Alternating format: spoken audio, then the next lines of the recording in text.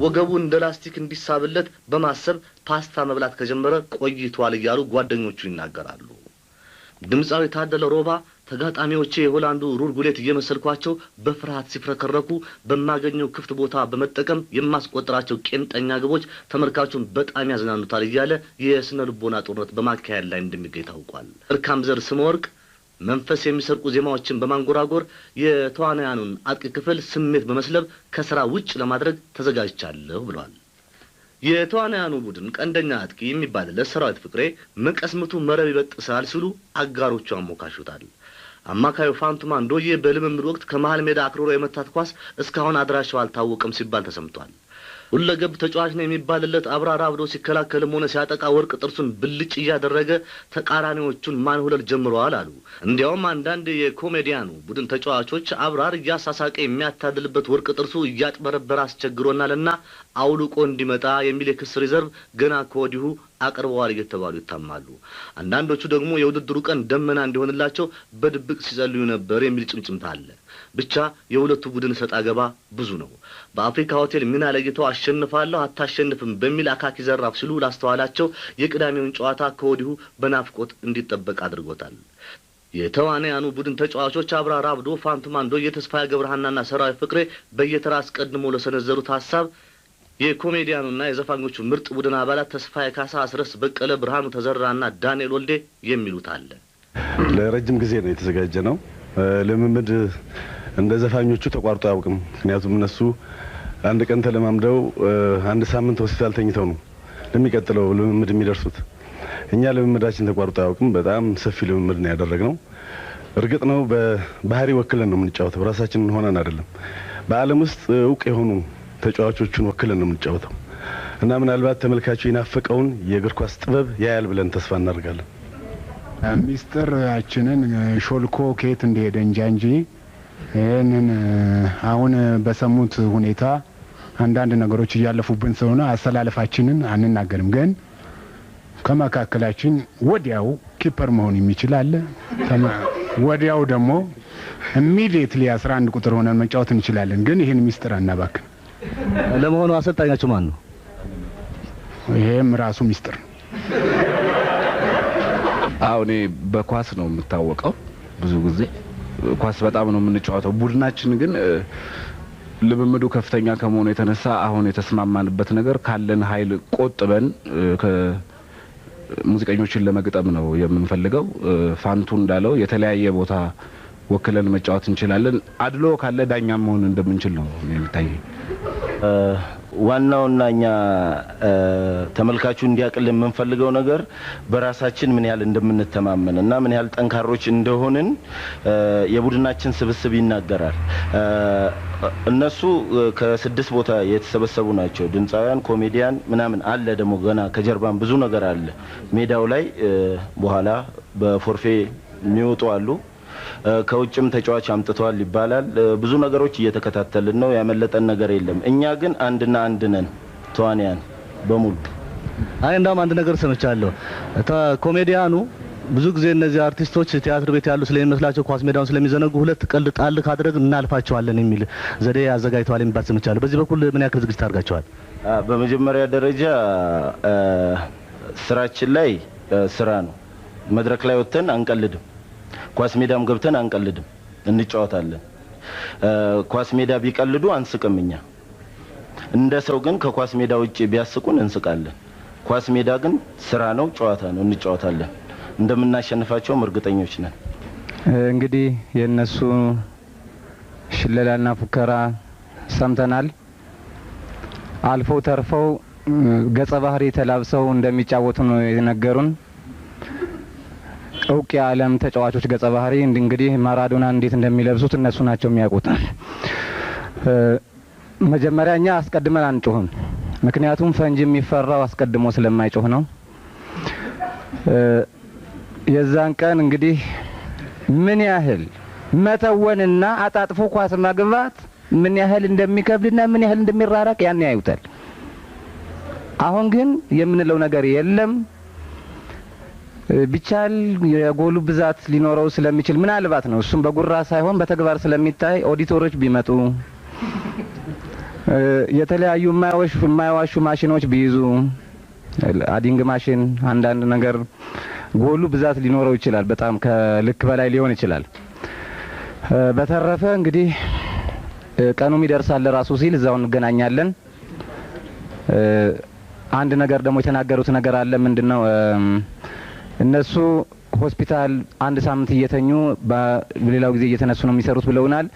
እንዳውም የተገላቢጦች ነው ነገሩ። የሐኪሞችን እጅ መስበር ይሆንባቸዋል ብዬ ነው ገምተው። እነሱ ናቸው በብዛት እንዳውም አይመጡምም።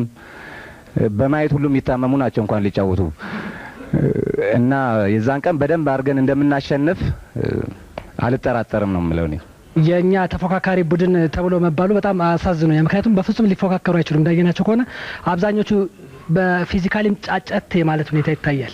በጣም ተዘጋጅተናል።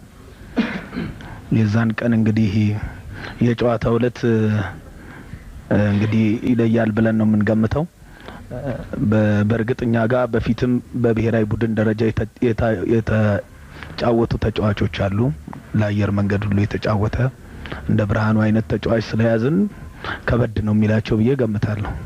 የኮሜዲያንና የቲያትር ሰዎችን ልዩነትም ጠቅሰው የማራዶና የፔሌ ጸባይ በጣም ይለያያል። ማራዶና በብዛት በሬዲዮ በጋዜጣ እንደምንሰማው በጣም ቀልቃላ ነው፣ ብዙ ነገሮችን ይወስዳል። የእነሱም ጸባይ ከዛ አይተናነስም። ቢሆንም የኮሜዲያንና የድምጻውያን ጸባይ ከፔሌ ጋር ይቀራረባል። አስተዳደጋችን፣ ህይወታችን እና ብዙ ጊዜ እኛ የምንጫወተው እንደ ፔሌ ነው። የተያዘን ሙሉ ጨዋታ ነው። ከግማሽ ወደዛ እንጫወትም የፔሌን ታሪክ እንደግመዋለን የሚለው እሱ ቢያቆመም እናመሰግናለን። ክርክሩ፣ ዛቻውና ማስፈራሪያው እየተፋፋመ ሄዶ ተራ በተራ በቃላት መጎሻሸም ቀጠሉ። ተስፋዬ ካሳ የቡድኑን ተጫዋቾች ጥንካሬና ችሎታ በማውሳት የሰጠው ሀሳብ ነው የቃላት ጦርነቱ መነሻ የሆነው። በጣም የምንተማመንበትና በመርፌ ቀዳዳ ይሾልካል። በተፈለገው ቀዳዳ ሾልኮ ወዲያውኑ አሾልኮ በሾልኮው ላይ እንደገና ሾልኮ የሚያገባው በተለይ ፈጣኑ አጥቂያችን ሀብቴ ነው። ሀብቴ ለመያዝ አይመችም። ምናልባት የሰው ኃይል ተጨምሮ 7-8 ፖሊሶች ካልያዙት በስተቀር በእነሱ አቅም ብቻ ሀብቴ የሚያዝ አይደለም። እንዲሁም ደረጀም በጣም የኳስ ሰው ከመሆኑ የተነሳ ደረጀ ማለት ኮርና ራሱ መጥቶ ራሱ ሄዶ ነው እንደገና የሚያገባው። አዎ ላላየ ሰው ሊያስቅ ይችላል፣ ግን እኛ በተግባር ስላየን ነው። እንደዚሁም ምናልባት አለባቸውን እንውሰድ። ያለባቸው ባህሪ ምንድነው? ያጠቃል። ሲጠቃ አውቆ ዝም ይላል። መጨረሻ ላይ አጥቅቶ ለቁጥር የሚያዳግት ጎል ነው የሚያገባው እና አለባቸው ደስ የሚለው ርህሩህም ተጫዋች ነው። ጠይቆ ነው በረኛን የሚያገባው። የኔ ወንድም ቤት ይሻልሃል፣ አትቀየመኝ፣ ቤቱ ጋር ነው፣ እኔ እናንተ ወንድሞች ነን። ለነገሩ ኳስ ስላገናኘን ነው። እንደዚህ አይነት ተጫዋቾች ናቸው ያሉን። ስለዚህ እኛ ማሸነፋችን መቸስ እኛን ለማሸነፍ መመኘታቸው በእውነቱ ባልቆረጡት ሎተሪ አንደኛ ጣት እንደመመኘት ነው የሚሆነው። አረጋኸኝ ማለት ማጋነን አይሆንብኝና እያንዳንዱ ተጫዋች እኛ ጋር ሰነፍ የሚባል ተጫዋች የለም። አረጋኸኝ ማለት ሪጎሬ በቴስታ የሚያገባ ሰው ነው።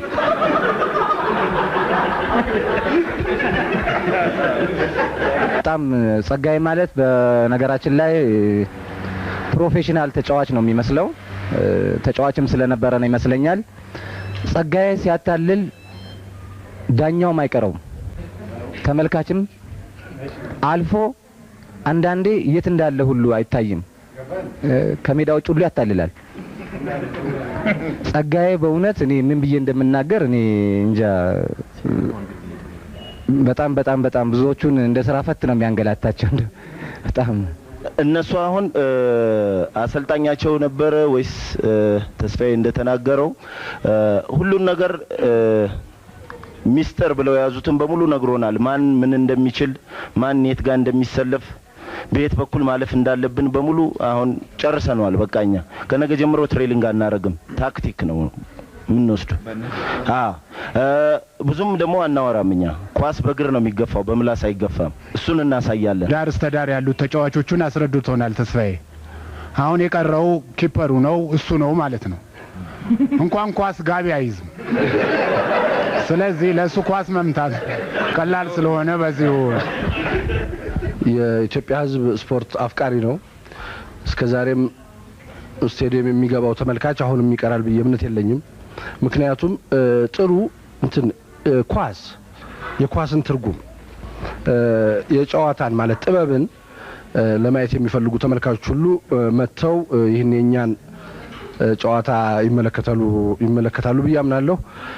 ቅድም አስረስም ገልጾታል፣ ያው ተስፋዬም ገልጾታል።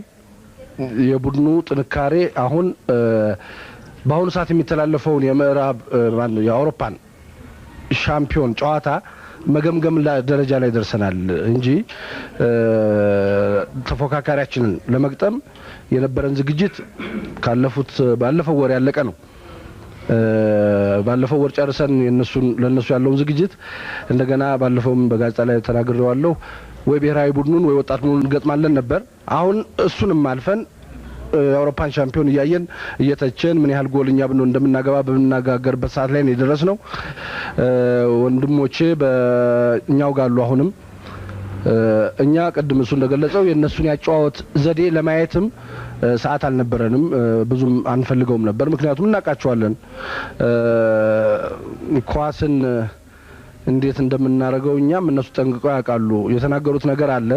ሜዳውን አወቁ ማለት ኳሱን አወቁ ማለት አይደለም ነው።